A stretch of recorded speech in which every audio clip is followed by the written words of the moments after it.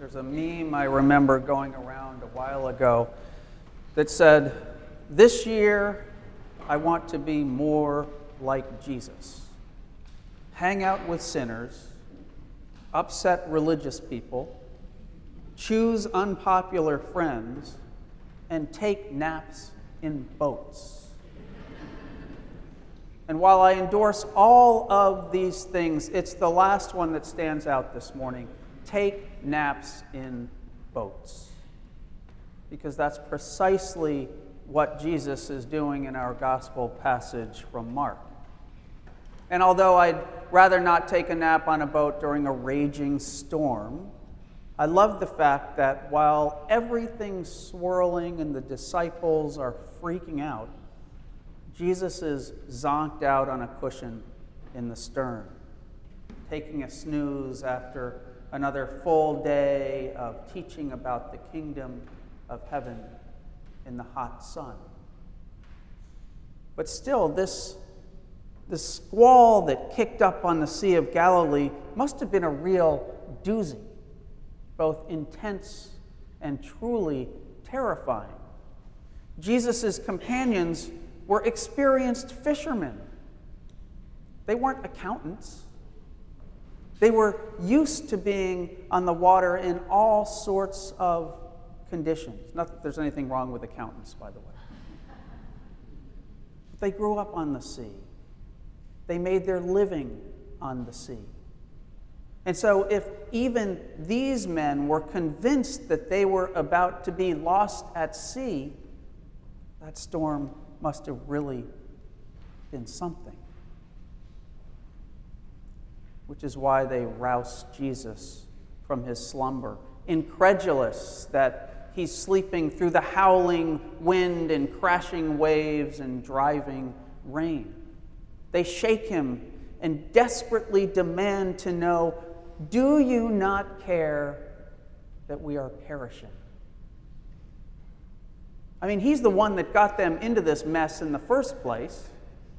Not only had they literally dropped their nets to follow him, he's the one that had told them to get into that boat.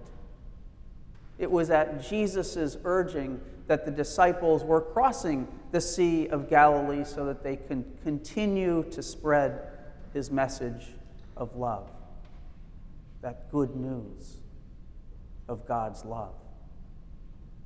Why do all that? Why go to all the effort if they're just going to end up in a watery grave at the bottom of the sea? Do you not care that we are perishing? They demand to know, as Jesus peacefully naps in the back of the boat. And it's a good question. One that, if we're honest, we also occasionally ask. Maybe not in these terms exactly. We generally don't think Jesus is trying to drown us. But with everything that's swirling in our world these days, it can feel like God is nowhere to be found, that Jesus is asleep in the back of the boat. It's hard not to wonder where God is when we think about hostages tortured and hospitals destroyed in the Middle East. When we think about our deeply divided nation and the collective sense of dread about our upcoming national election. When we think about the fragility of our planet and the mess we're leaving for future generations. When we think about the ways the rights of marginalized and vulnerable populations are daily being trampled upon. It can absolutely feel like Jesus is asleep in the back of the boat while we're rapidly taking on more and more water, while our boat is getting swamped.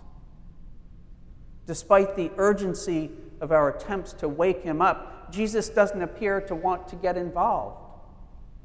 It feels as if he'd just rather not be bothered.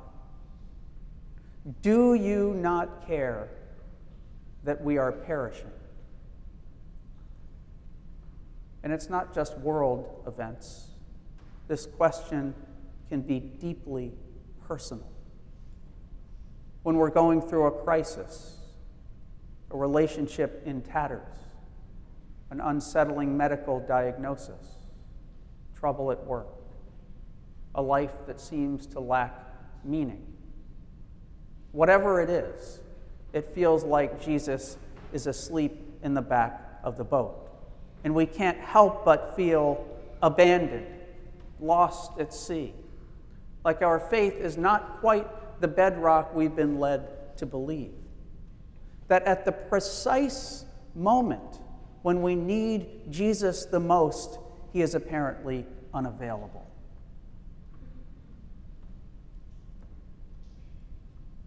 But then something dawns on you.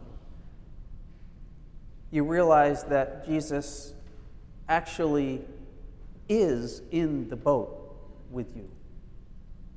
That Jesus is present even in the midst of our wildest storms. That Jesus isn't ignoring us or abandoning us or forsaking us. He's loving us, calming us, protecting us, showing us that the storms we're experiencing may not be quite as destructive as we make them out to be. Because he is always with us, stilling our storms, calming our rough seas, filling us with that peace that truly does pass all understanding. And the thing is, only Jesus can do this for us. Now, we try to calm our souls in all sorts of ways, through self-help books, liquor, beauty products, seeking affirmation on social media, binge-watching shows on Netflix, hoarding money. But only Jesus can still the storms in your life. Only Jesus can bring order to the chaos of the human condition. Everything else falls short. And the sooner we not only recognize that, but embody it in our everyday lives, in the ways that we interact with ourselves and with others, the sooner the storms will lose their power. Peace, be still, Jesus commands the raging storm. And suddenly we hear, there was a dead calm. In an instant, all went silent. The churning waves, the whipping wind, the driving rain, it all ceased. And I want you to think about that stillness, the calm after the storm, the sudden quiet, the gentle breeze, the warm sun peeking through the clouds. Because that's the stillness Jesus wants to bring to your soul.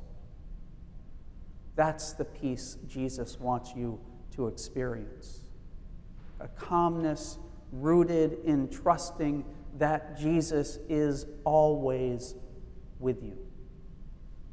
Whether you recognize it in the moment or not, Jesus is right beside you in the boat, loving you for who you are, enfolding you in his presence, gazing at you with deep compassion.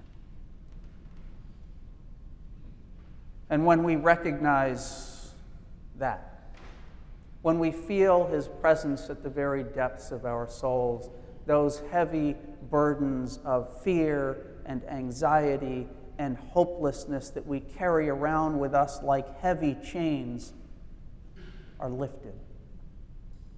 And we experience the freedom and peace of that calm after the storm, of knowing that Jesus will always be in that boat with you.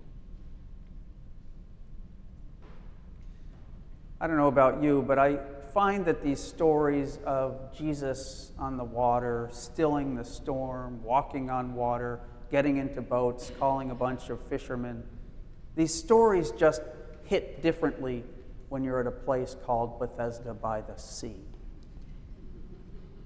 For Jesus, the Sea of Galilee was never too far away, just as the intercoastal and the Atlantic Ocean are never too far away from us. And whether you take a walk on the beach or look out your window as you drive down Ocean Boulevard or Flagler Drive, the water connects us to the biblical world. The water links us to the life of Jesus. And I love that. Because when the inevitable storms arise out on that water, I encourage you to think about the storms in your own life and to remember that Jesus is always in the boat with you, stilling the storm, calming your soul, and bringing you peace.